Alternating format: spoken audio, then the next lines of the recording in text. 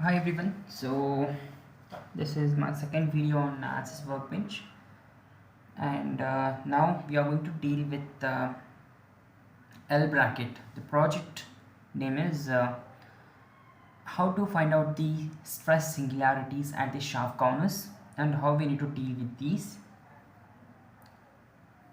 Let me just add the static structural study over here, and let me just import the model.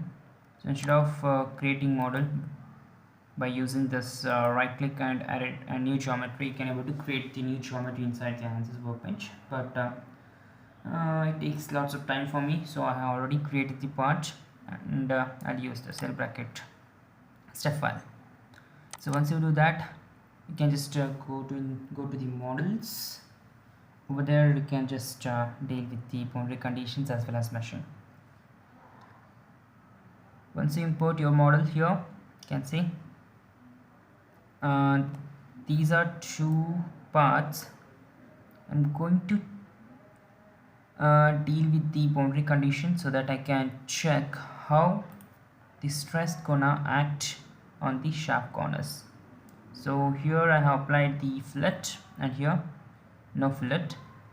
So I'll run this study for these two components. So for your information, I have just created these two components in a part design workbench separately, just by extruding these two, and so that I can able to work on these two models in a same workbench instead of working on this component separately and then working on this and comparing the results. Better directly create the results here itself.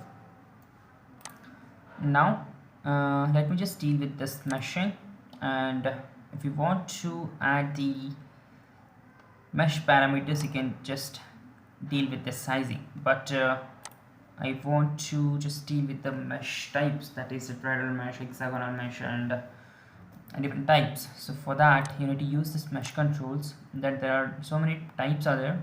While learning advanced sessions we can able to go with this. So let me just deal with this method. So in this method you need to select the components. So I'll just select this part body filter is active, so that I can able to choose two component directly, apply it, and method from here you can able to choose automatic tetrahedrons, hex dominant, sweep, and multisum. For now I'll just leave it as automatic itself.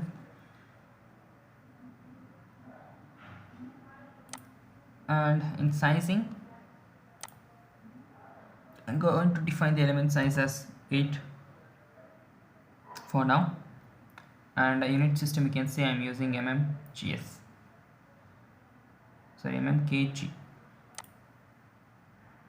So you can see this p here, so I'll link this element size to parameter so that I can able to change the element size whenever I want. So if it is 8, I can make it 7, 6, 5, 4, 3, 1 like that, and then I can check the results of the element sizes whenever I want. I can just come back to this parameters and I can check the results for this particular element size.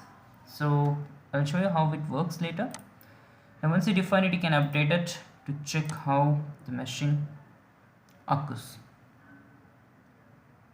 And this is a tetrahedral mesh, how it has added, and this is a coarse mesh you can see. And now I'll simply add the boundary conditions. Now you can see when you select the mesh tab will be added here, and you can able to deal with the mesh types. But if I just select the static structural, here you can able to add all the boundary conditions, supports and fixtures, loads and all, by using this environment tab. When you select the static structural, environment tab will be automatically added over there. So now I'll just deal with the fixtures support that is fixed. I'll select this face and define it once, and again I'll define this. Now the force on this face, apply vector defined by components y, it's 9500 minus 1500 towards down direction. If I add only positive 1500, it will be along y direction positive. Now again I need to define one more force on this face and define by component,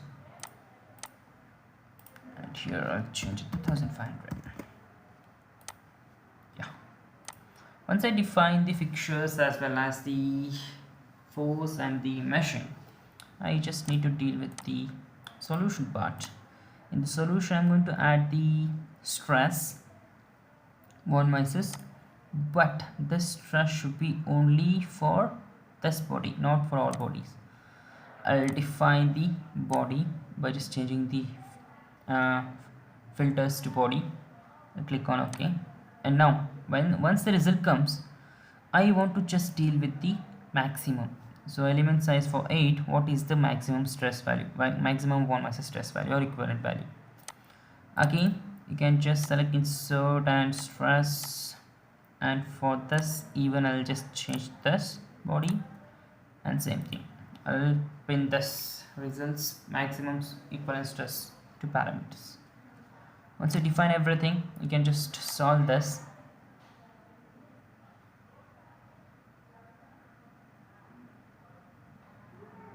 So then you can able to just deal with the results. As you can see, with the fillet component, the equivalent stress is 140.64, and without fillet it is 86.64. So what might be the correct answer? I just use the coarse mesh here.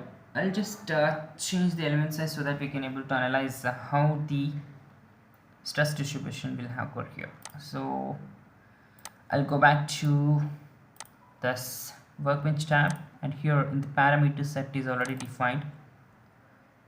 Here in this tab it is somewhat complicated. You can see it is no data outline table. This is a table of design points. I'll just use this table here, and here I'll just define the parameters. So element size is 8 over there. I'll add it 7. For 7, how much is the value? That is the equivalent stress for with and without fillets. Same thing for others. 6, 5, 4, 3, 2, 1. Let me add one more, that is 0.5. So these are my element sizes. Depending upon these element sizes, I need to check how this gonna change. Means with fillet and without fillet components, how the stress gonna change and what is the impact on that corner. Once you define it, you can use this option, save project. I'm going to save on the desktop. I'll define a new folder. In this it should save as name. Okay, I'll save it.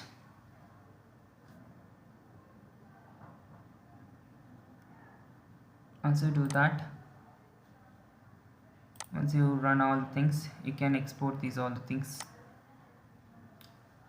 I'll just return to this workbench tab. You can use this return to project, and then you can just update all the design points. So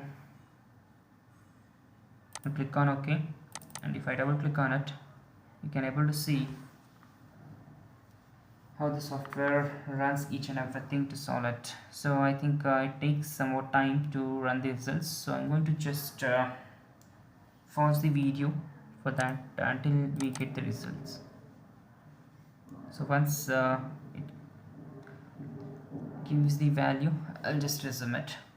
Start increasing some point and it start reducing. Again it will just increase up to 10 megapascal. Then again it reduces up to element size 2 mm.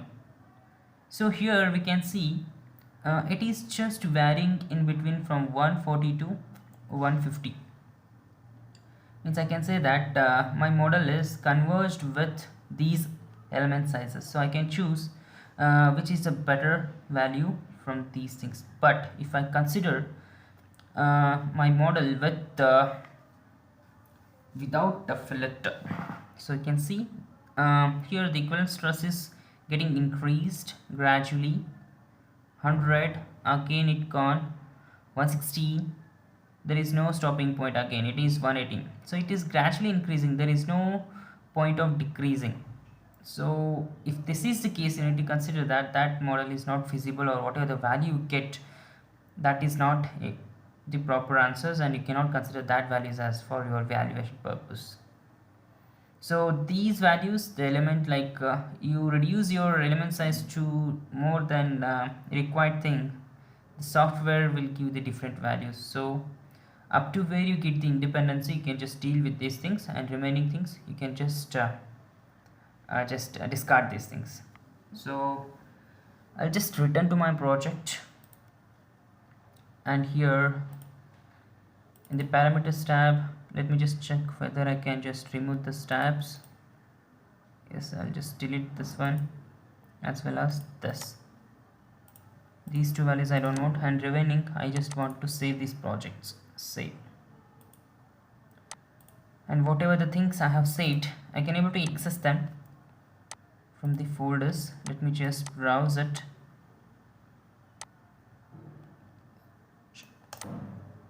Okay, so I have created the new folder, and that's dp8. So let me just check.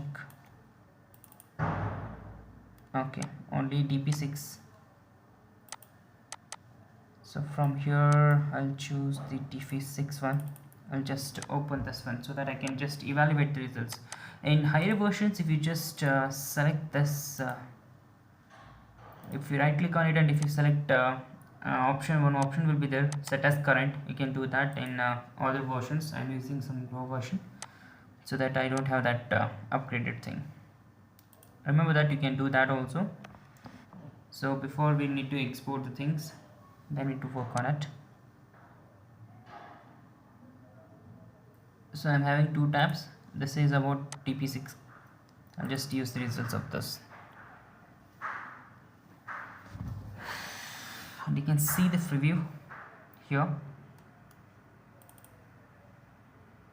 This is how it works, and at this reason you can able to see how the stress is getting distributed. So there is no proper area to distribute the stress, so that it gives the infinite value over there. So it start increasing gradually. There is no point of converging thing.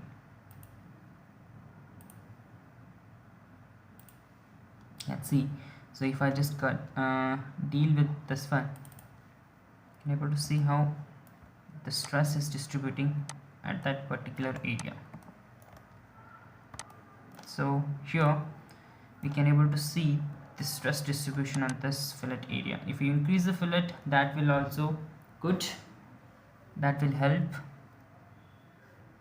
a lot to distribute the stress. So this is about stress singularities, and I hope you got the thing. So let me just show you how we need to deal with the graphical representations. I'll switch back to this, and here I'll just use this dragger to just deal with these charts. I want to create the parameters chart. I'll just select this one and one more, two parameters chart I want to create. So in the first chart along the x bottom, I want to use the element size, and axis along, like from the left, y axis from the left side, it should distribute the equivalent stress, and you can able to see that graph here.